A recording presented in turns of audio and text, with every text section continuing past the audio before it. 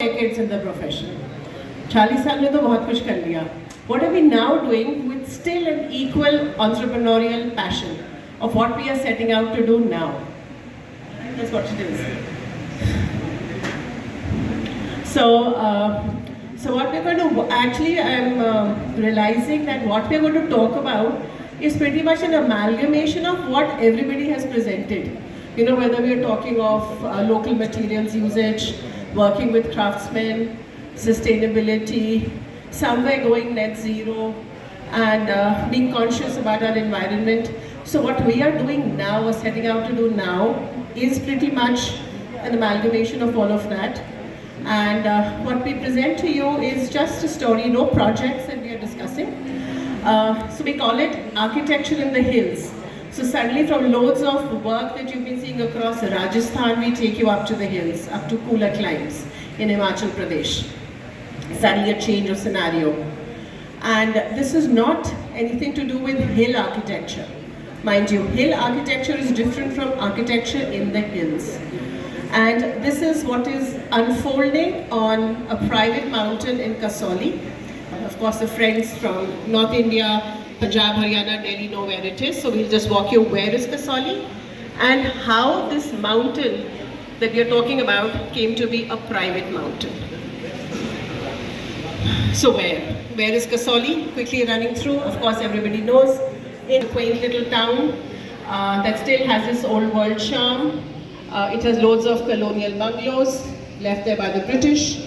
Army cantonment. It's en route from Chandigarh to Simla, a little diverse place called Kasauli with very salubrious climate. We in Kasauli want to be in the city.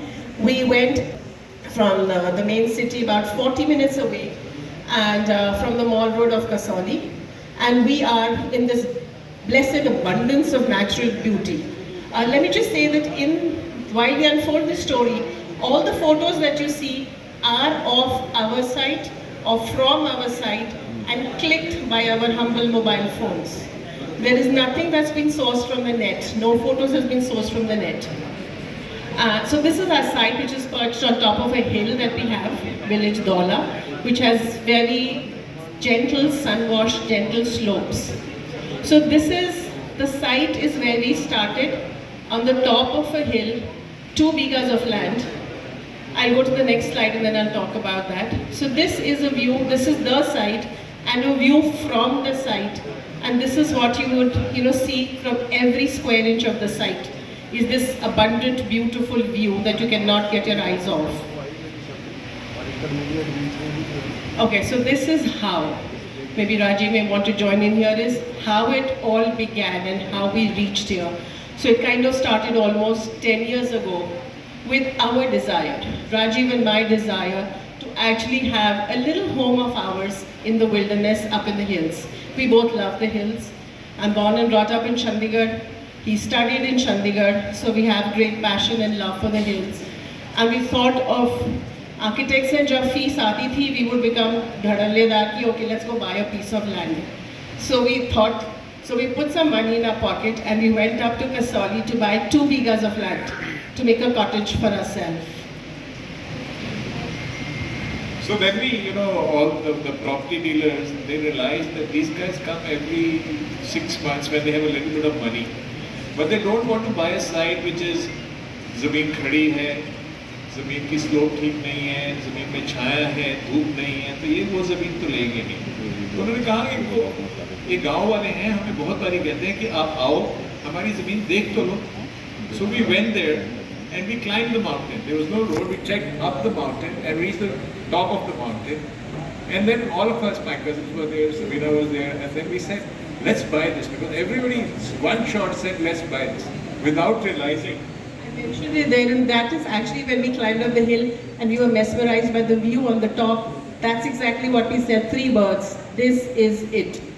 And that is what I penned it out. We all stood there, this is it.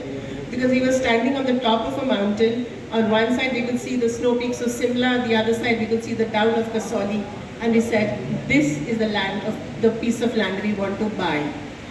Now the only thing was that piece of land was on top of a hill and the public road was about 500-600 feet below. So we had to buy a strip of land to connect and get a motorable road or an accessible road to our piece that we wanted to buy. हमने उस जगह का बयाना दे दिया and we said, okay, we picked up this bit of land.